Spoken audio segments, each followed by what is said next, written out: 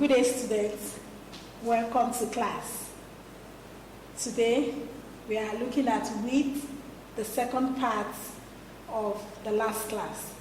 We want to look at the advantages and the disadvantages of wheat. Also, we are going to look at the methods of controlling wheat and then types of herbicides. Now, last class I told you that the definition of weeds are plants that grow where they are not wanted. For example, I showed you water leaf. Now you have these around you, you have them on your farm. And I told you that some of the weeds are beneficial. Now let's look at the advantages of weeds. Number one, some of them are edible. For example, the Calinium triangulare, that's the water leaf, edible. Now you can eat it, you can also give your animals to eat. Now, some of them are medicinal. Now you can use some of them as herbs.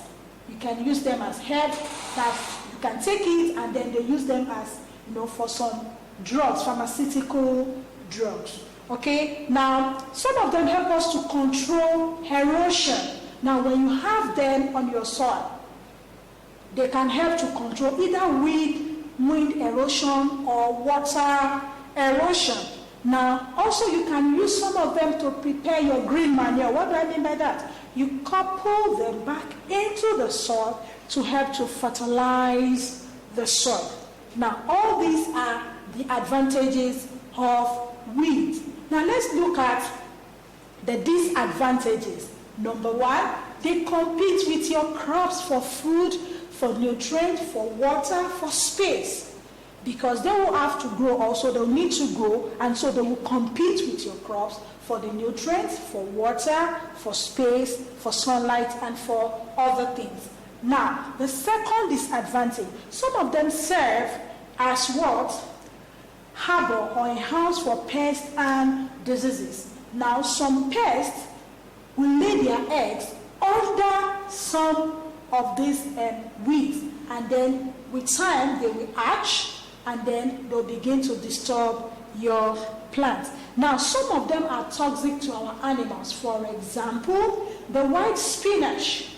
The white spinach is poisonous because of the thorns that you have on it, poisonous or toxic to your animals. Now, some of them are parasitic in nature.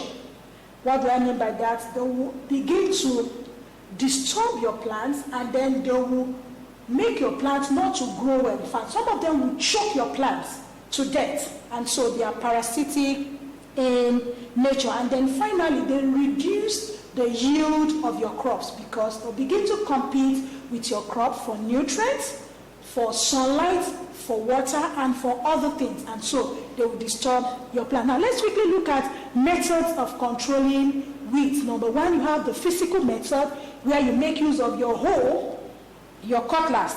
Mechanical method, you can make use of your farm implements like your lawnmower to take them away. Biological control. Now you can make use of cover crops to suppress your weeds. For example, cover crops like Centrosema, Calopogonia, you can plant them, they will suppress some of these weeds. Also, we have cultural method or cultural control where you can introduce cover cropping, you can introduce crop rotation, you can introduce mulching, you can introduce burning. Now, we've talked about some of these measures earlier on in other classes. Now, so this can actually help. And then finally, you can make use of chemical control, where you make use of your herbicides. And so, now, herbicides are chemicals that you use in controlling weeds. Now, we want to quickly look at types of herbicides that we have. For example, we have pre-emergence. Now, what does that mean? Before the crop will begin to grow, you can spray the herbicide. Okay? Now, Now the next one is post-emergence herbicide.